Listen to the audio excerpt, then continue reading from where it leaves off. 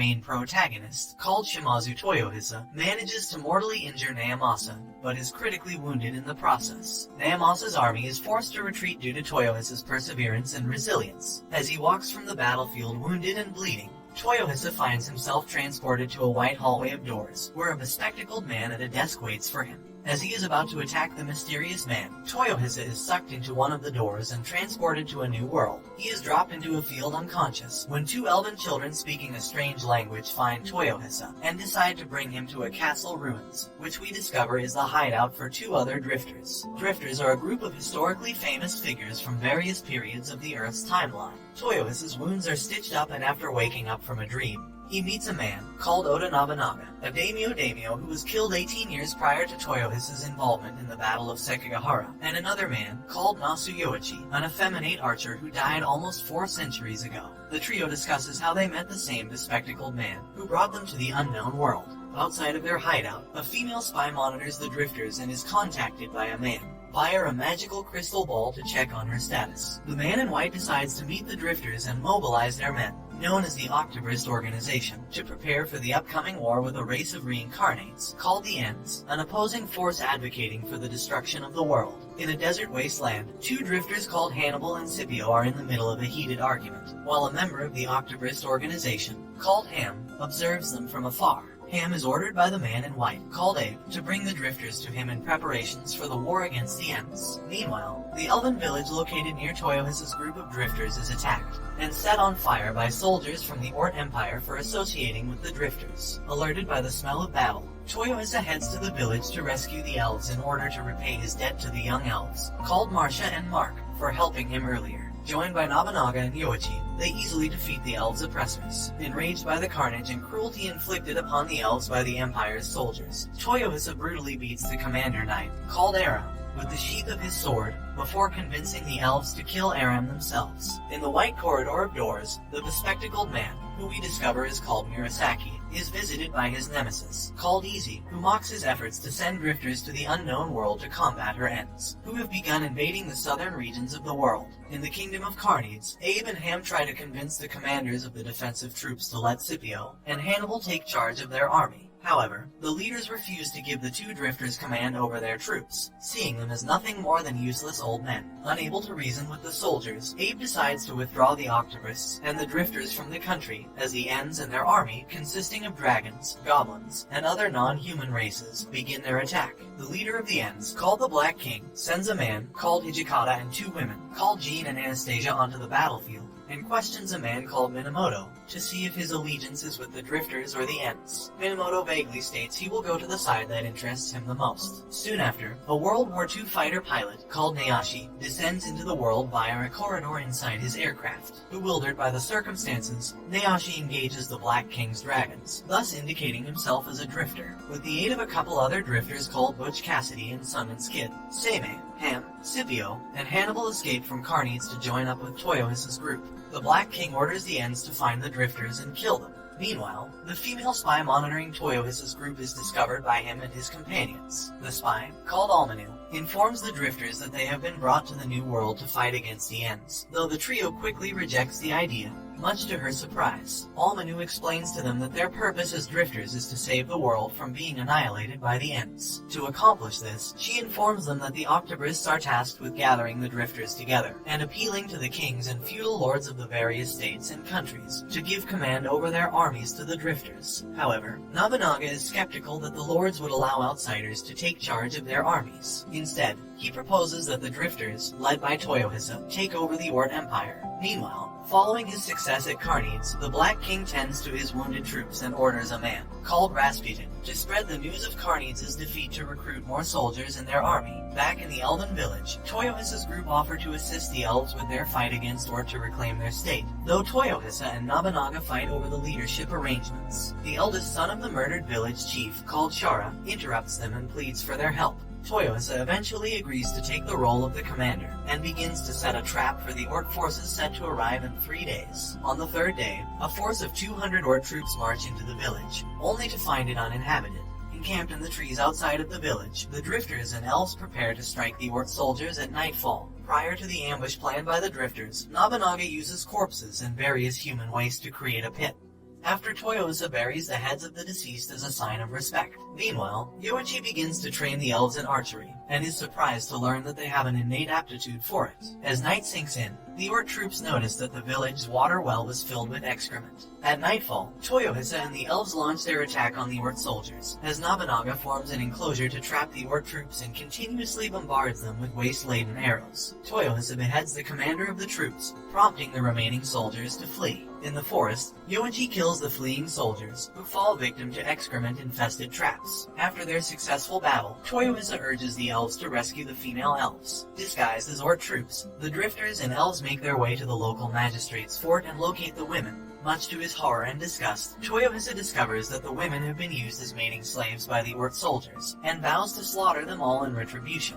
After successfully taking over the fortress, Nobunaga rummages through the magistrate's office for vital documents. At his inquiry, Almanu reveals to Nobunaga that the founder of the Orte Empire was a man called Adolf Hitler, who committed suicide shortly after establishing the country 50 years ago. Receiving word that Toyohisa plans to execute the Orte soldiers for assaulting the female elves, Nobunaga stops him and gives the execution order himself, not wanting the latter to dirty his hands with blood. Toyohisa punches Nobunaga for interfering, and the two reach an agreement to let Toyohisa do whatever he feels is right in the future. The drifters return the women back to their respective villages with a proclamation, which contains information about the heavy losses Orte is suffering from waging wars with numerous states. As a result, elven villages across the land begin to revolt and join the drifters. In Orte's capital city, the city's council discusses the losing wars in neighboring states, particularly their war against the merchant guild of Gubina. Count St. Jeremy, a powerful nobleman and former ally of Hitler, realizes Orte's impending downfall and chooses to seek an alliance with the drifters. At nightfall, Jean,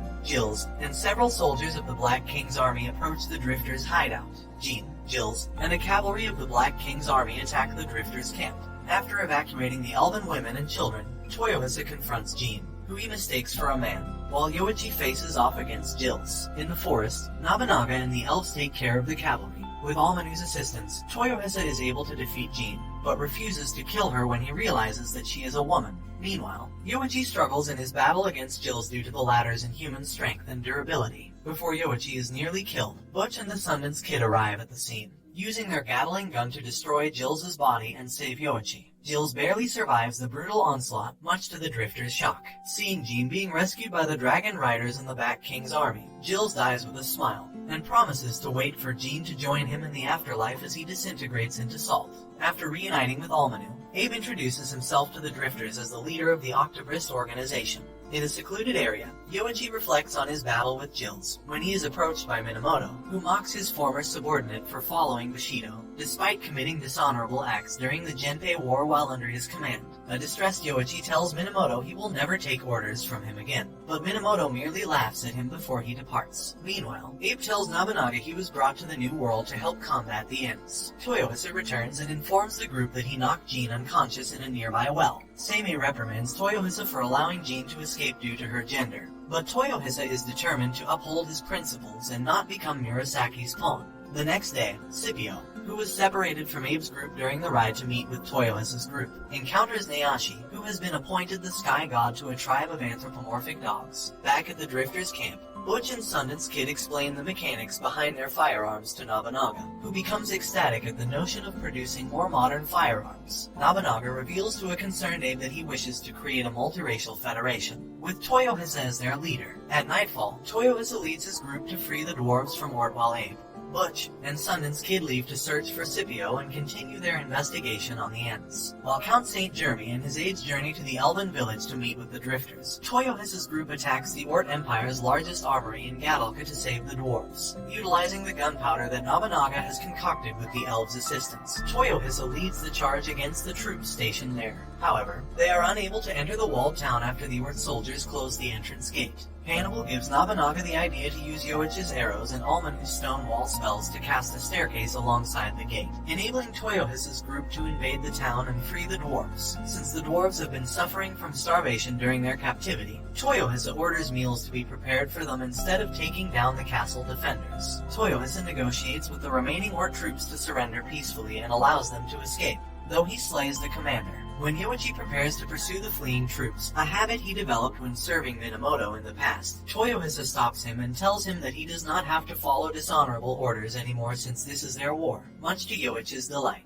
Meanwhile, a member of the Octobrist organization and his partner, called Doug, spy on the Ents at Carneades. They are horrified to learn that the Black King taught primitive agriculture to the monsters that will someday replace the humans once the Ents have eliminated mankind. The Black King attempts to recruit one of the 6 great dragons, the Bronze Dragon, into joining his army, but is met with contempt and refusal by the latter for subjugating his dragon brethren as pets in his army, using his ability to replicate the cells of any life form. The Black King tortures the Bronze Dragon by causing his body to suffer from cancerous growth to gain his compliance. Afterwards, Rasputin presents the completion of a simple alphabet and a syncretic religion for the demihumans to learn to help establish a unified, multiracial community as per the Black King's wishes. Meanwhile, Jean awakens from her coma after her fight with Toyohisa and is informed by Anastasia that Jills is dead. That enraged Jean vows to avenge her fallen comrade by killing Toyohisa, to which Anastasia scolds her for her recklessness before promising to let her do as she pleases when the time comes. In Gadalka, Nobunaga requests that the dwarves begin forging muskets for their army to use in future battles. The next day, Count St. Jeremy and his companions arrive in Gadalka to meet with the drifters, sending his aides to test Toyohisa to see if they are worthy to form an alliance. St. Jeremy reveals to Almanu that he is a drifter, and that he wants to sell the Orte Empire to the drifters before Orte is destroyed by other warring countries. In order to accomplish this, St. Jeremy recommends that the drifters plan a coup d'etat to seize Orte as their territory, which is a seizure and removal of a government and its powers. While St. Jeremy's aides sneak the drifters and their army into the Orte Empire's capital city, St. Jeremy holds an emergency council meeting with the lords tasked with overseeing Orte, and informs them that he is selling the country to the drifters. He attempts to coerce the noblemen to surrender peacefully,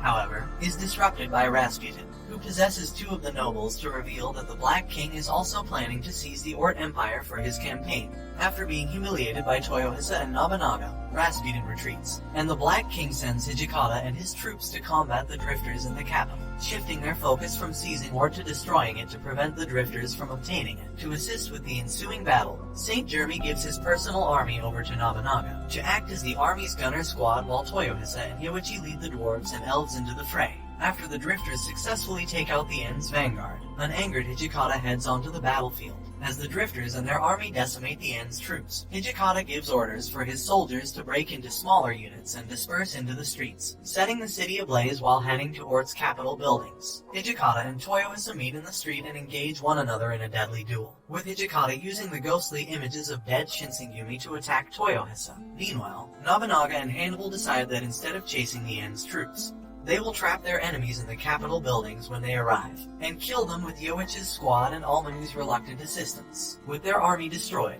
the Black King orders Hijikata to withdraw from his fight against Toyohisa, who is left badly injured. Back in Carneades, Rasputin apologizes to the Black King for their failure for seizing Orte, though the Black King is pleased that they were able to cripple the capital city and gauge the drifters' strength. Eichai thinks back to hearing Nobunaga's voice during his encounter with Rasputin, and decides to join the Ents in the hope of killing Nobunaga in the next battle. And this brings the anime to an end.